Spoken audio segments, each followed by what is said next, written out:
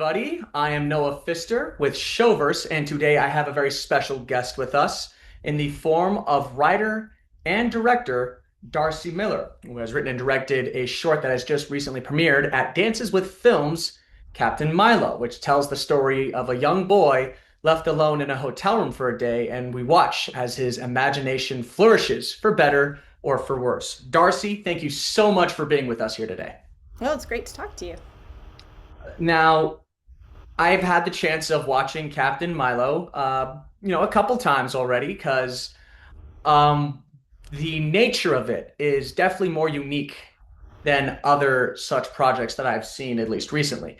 It's not necessarily a straightforward narrative. It is, I, I interviewed someone recently and they used voyeurism. It's very much a voyeur kind of film where essentially we're just plopped into a small portion of this boy's life and we just watch as he kind of lives it under this circumstance. So, what I'm wondering is where did this idea stem from? Yeah, I think it stems from this desire for us to see and for me to see what's going on inside children in a deeper way than I think we often see them.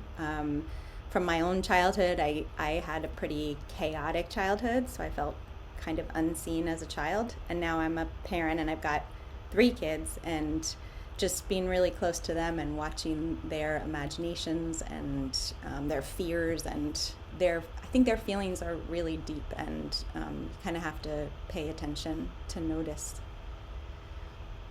I mean, that I think that's a good way to at least describe certain elements of this film because, it is revolving around a kid that is pretty much left alone. And what's very interesting is I had this similar conversation with my own parents. When you're younger and you're left alone, you kind of just going through the world. You don't really think much of it. You're just like, okay, well, I have time for myself, kind of do fun stuff or keep yourself entertained.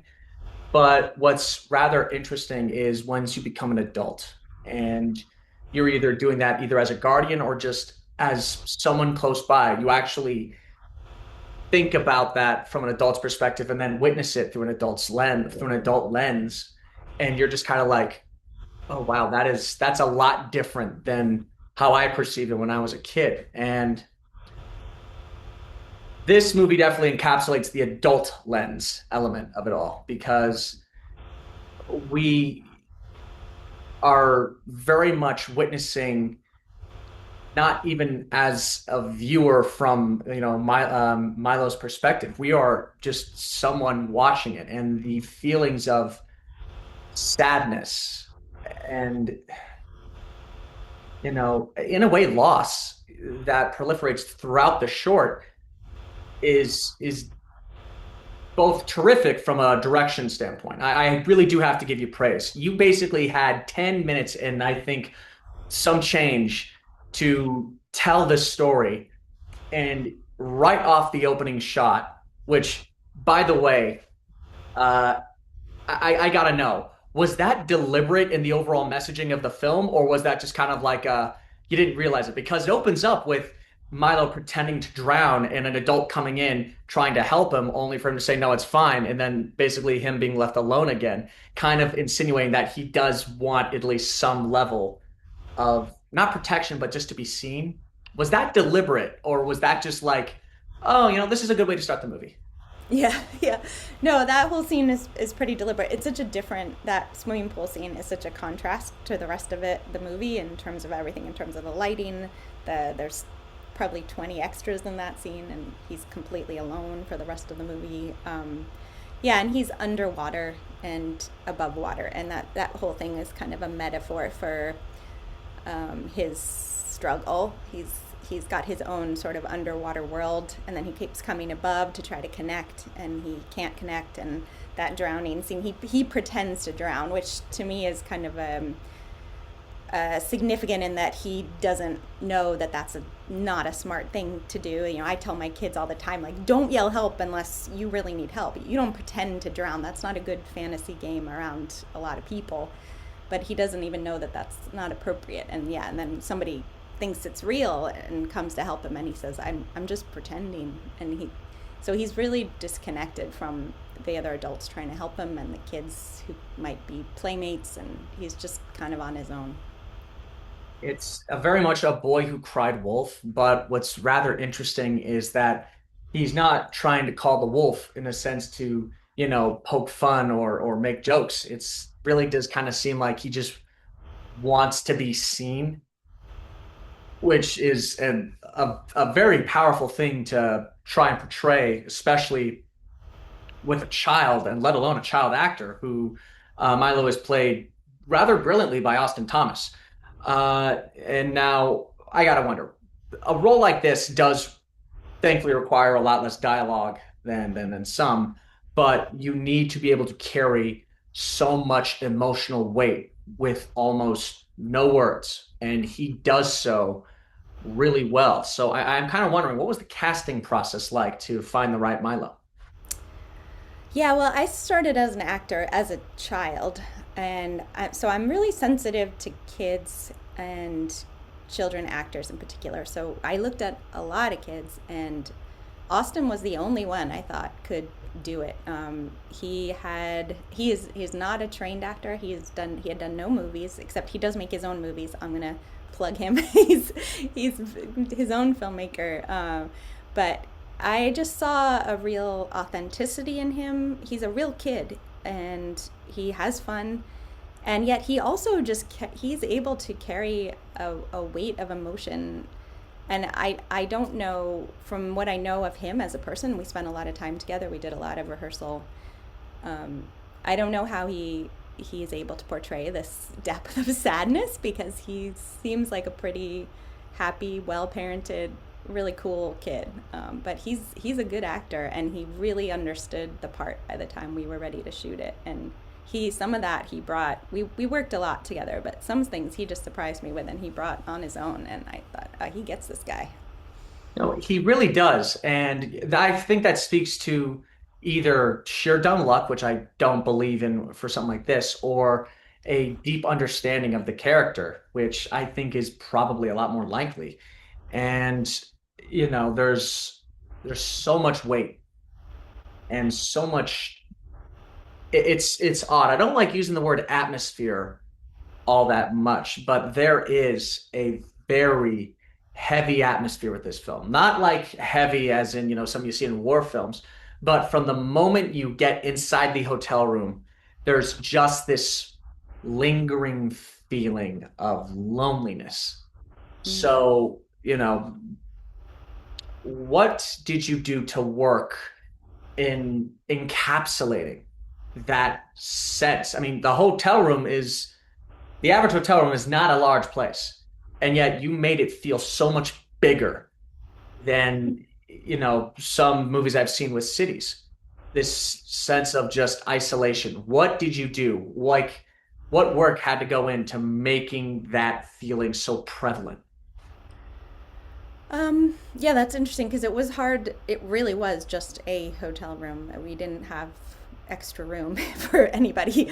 Um, I mean, I think the shots, I thought about how I wanted to see him in that room, and what every frame and what we wanted in those frames to feel like. It's one of my favorite shots. I think we had two maybe, is when he's in between the beds.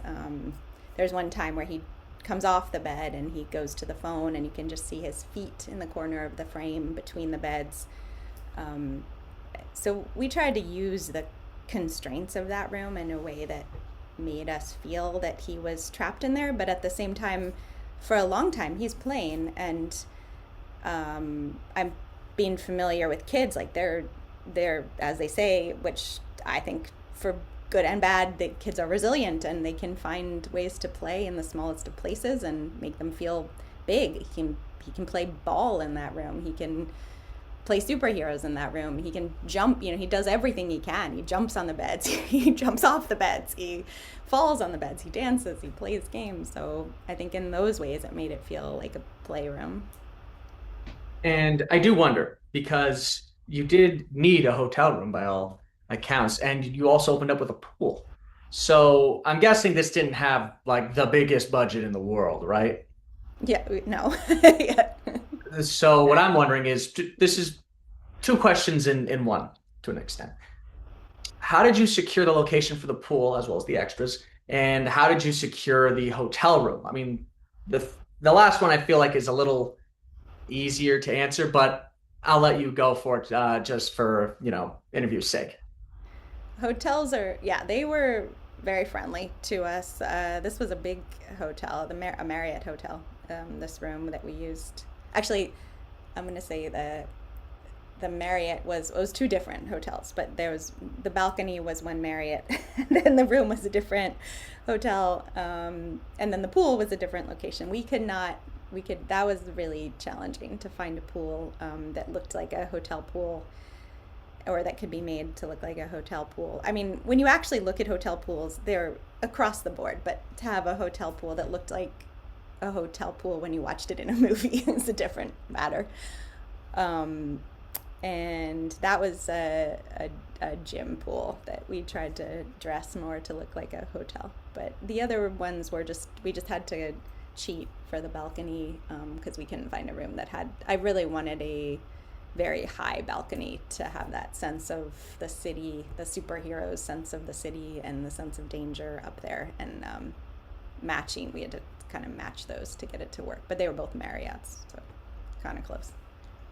And for all the extras at the beginning, were those just family and friends that you called in, or did you actually have to put out like a call, like, hey, we need like 20 people for maybe 2 hours of shooting, if that? Yeah, I don't have that many friends because I only do this and have three kids. So those were real extras from an extra. I mean, I'm an actor, so I know some casting and agents. This was an extras agency. Taylor Harris had gave us all our extras, and they were great. The kids, I think they had a good time. I mean, it's good. It's fun to be in a pool. It gets a little cold after a while, but Oh, and by the way, I do also would like to draw praise to your dressing, because I actually did think it was like an indoor pool at good. a hotel, and it wasn't. It was, as you now have confirmed, it was a gym pool. So props to your team for fooling me because I'm usually pretty good at spotting those sorts of things.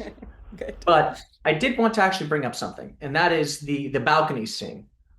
Now, a couple things. One, it's filmed at night, and two, it's at least perspective wise, it's very high up. Now, how did you shoot that in a way that one was safe for Austin, and two, still conveyed that sense of, looking out over the city, but that impending sense of tension and dread? Can you describe how you shot that scene? Yeah, we shot it twice. Well, we shot it with Austin, and yes, there was many questions about how to keep him safe, and so we did not shoot him very high up on the balcony or very close to the balcony. That was kind of cheated, and we did a lot of work with the camera, kind of moving the camera to get his point of view, and then yeah, I felt like it. We didn't get the sense of danger because we were trying to be so safe with Austin. So on the last day, much to I'm sure not the thrill of my crew, I said we're going back to the hotel at midnight, and the makeup artist and I took turns.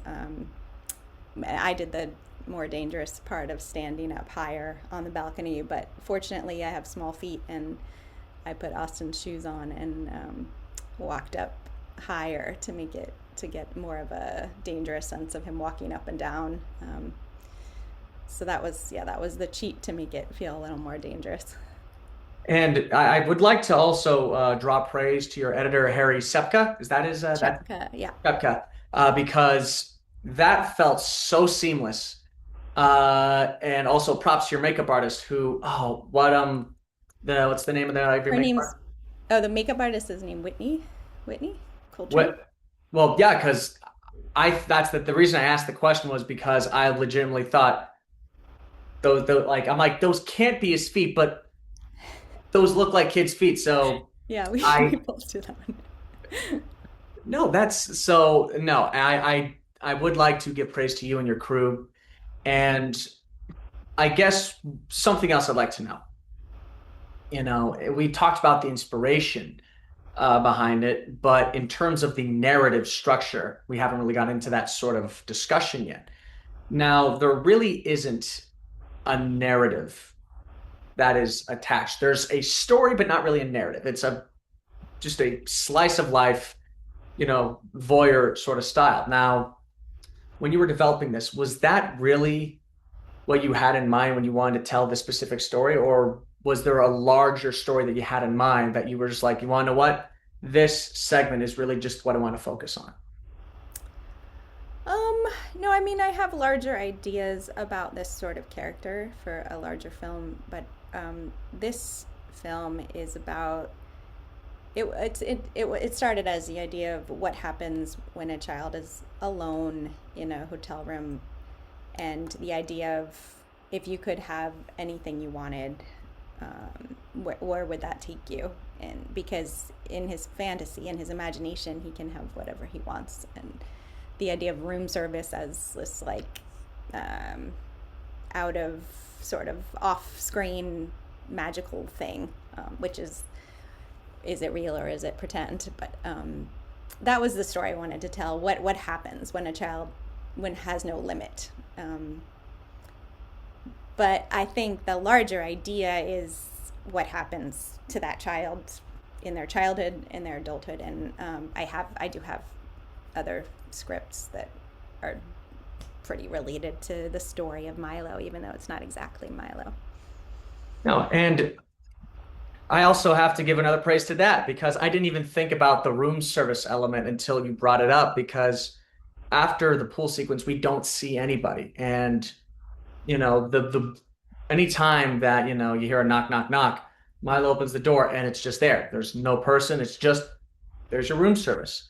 And I do think that also adds to that greater scale and sense of isolation that is pretty prevalent throughout. And I do want to get into the ending without spoiling anything, because that last shot, as we talked a little bit before this interview started, is probably the most powerful shot of this whole movie. Now, I know there's a difference between what the director intends and what the audience takes away from. What I'm wondering is, what are you hoping the audience takes away from this movie?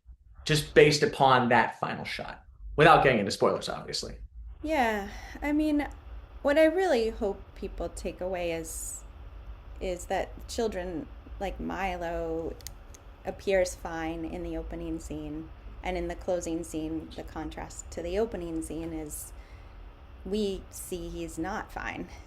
He's very lonely, and this is his life. Like almost if you can see that shot as a path in front of him, um, it's empty. There's no one there, and he's okay. He nothing happened to him, but it doesn't feel good, and that's what I hope. I guess people take away is that feeling of it not feeling good because to a child who like Milo who's had any sort of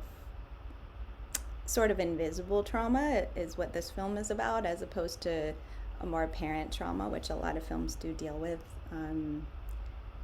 Maybe no one ever notices, and that road is just kind of empty for his whole life, and that's a sad feeling to take away from the film, but I think it's one that isn't seen that much, so I think it's important. It's very much important.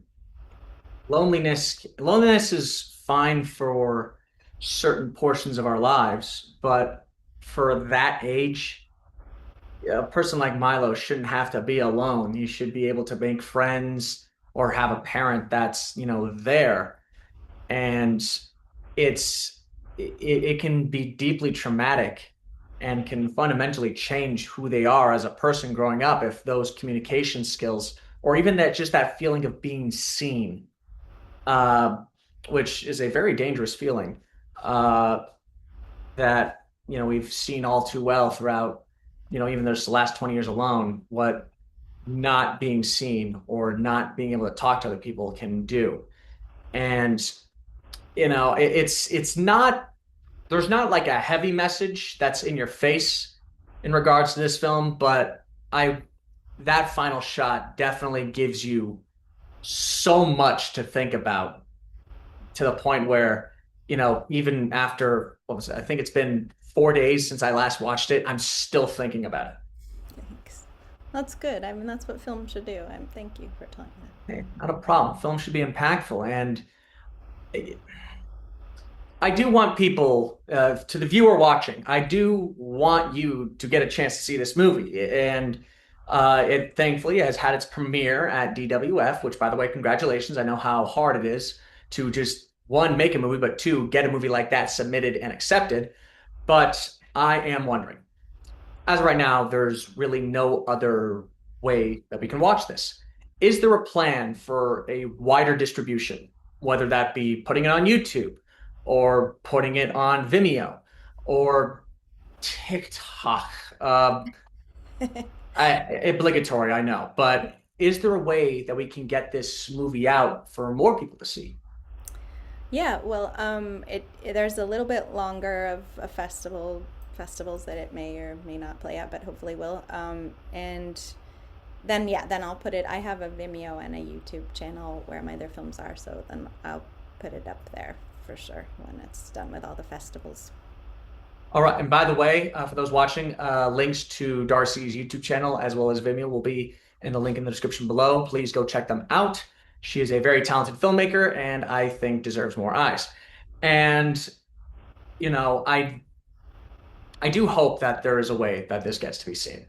I know the festival circuit is long and it's sometimes a bit exhausting because you're usually met with repetitious, oh, congratulations, or oh, I like this, I like that. But those are mainly screened for critics and other filmmakers. It's different when you have that wider audience uh, around you. But I do have a couple more questions, at least in regards to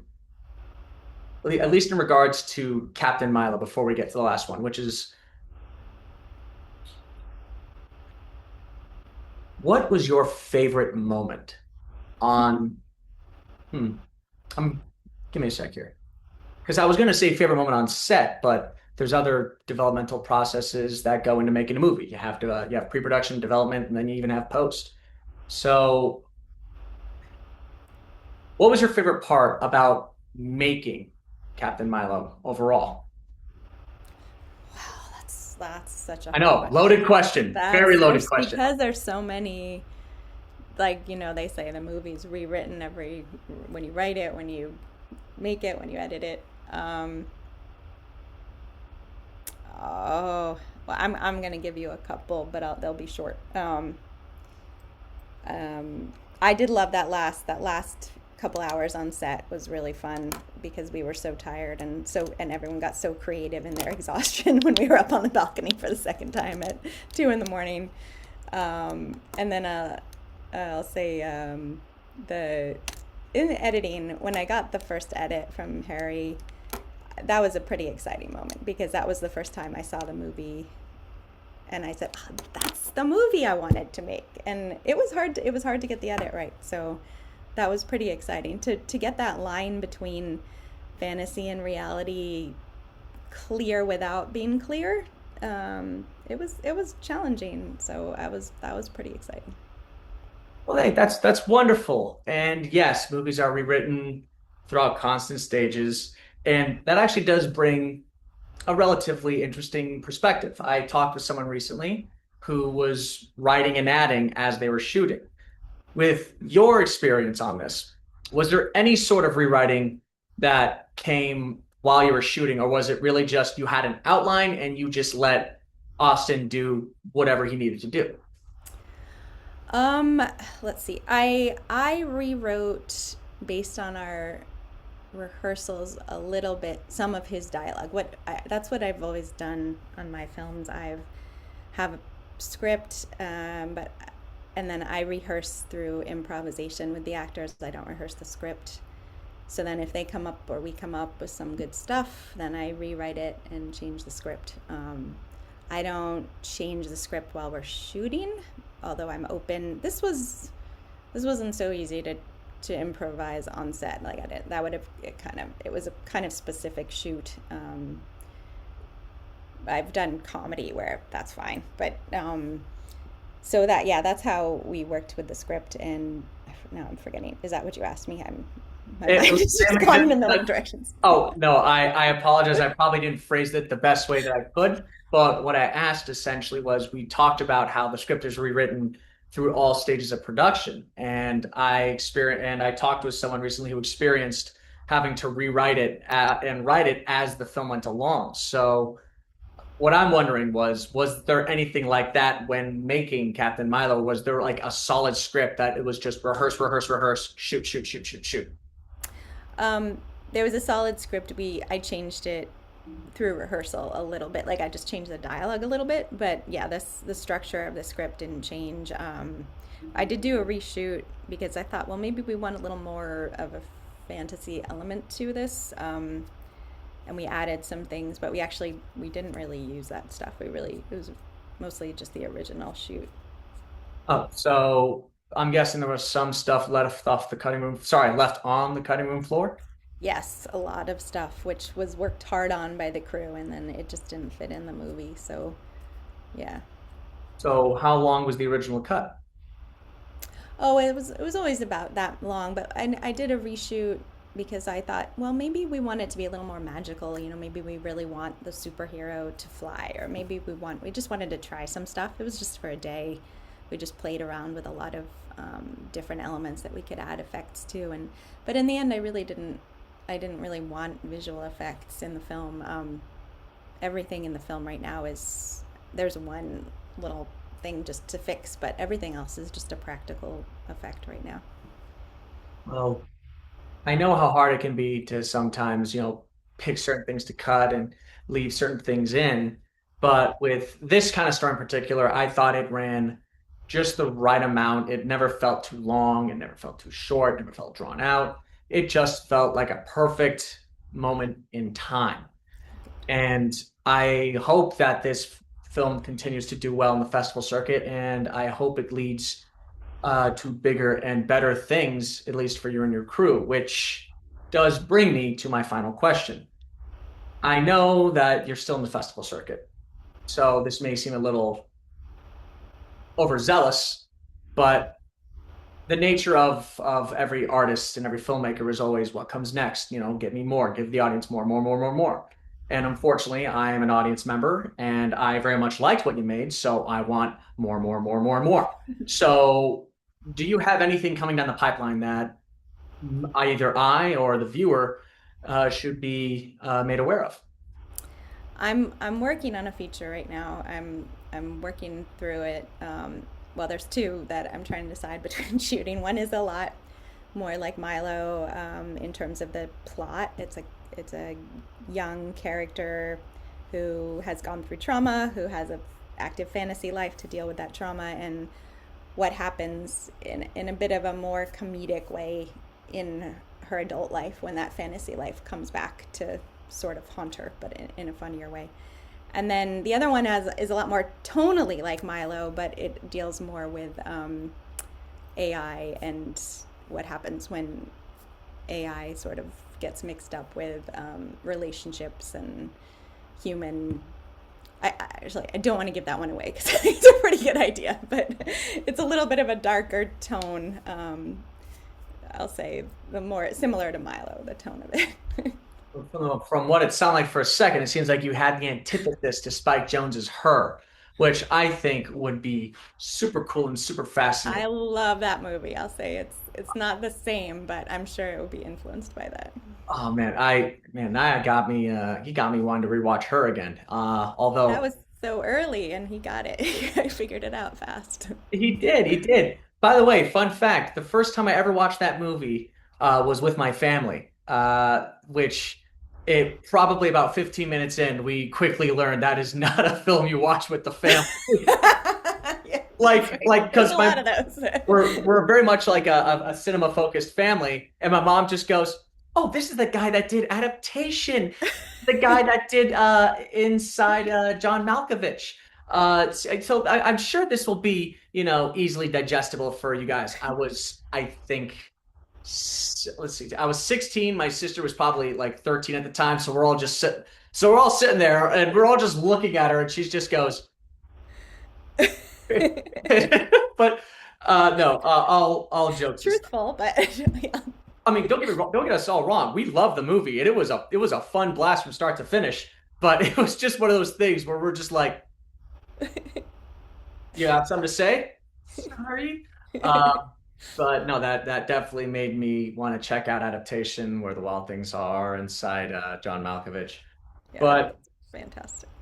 all phenomenal movies. And on that note, Darcy, I would like to say thank you so much for coming on the show with us. Thank you so much for taking time out of your day to actually talk about your film. Once again, to the viewer, reiterating all information that you need about the movie will be in the link in the description below. Please just check it out. And if and when the movie sees a wider release, links will be in the description as well. But I can't give you enough praise for the work that you've done. I really am excited to see what more you're able to do, especially after a powerful short like this with, feature skills. I think you are going to make quite the tremendous project. Thank you so much. I really appreciate your understanding the movie so much and asking such questions about it. Hey, not a problem at all. So from all of us here at Showverse, see you on the next one.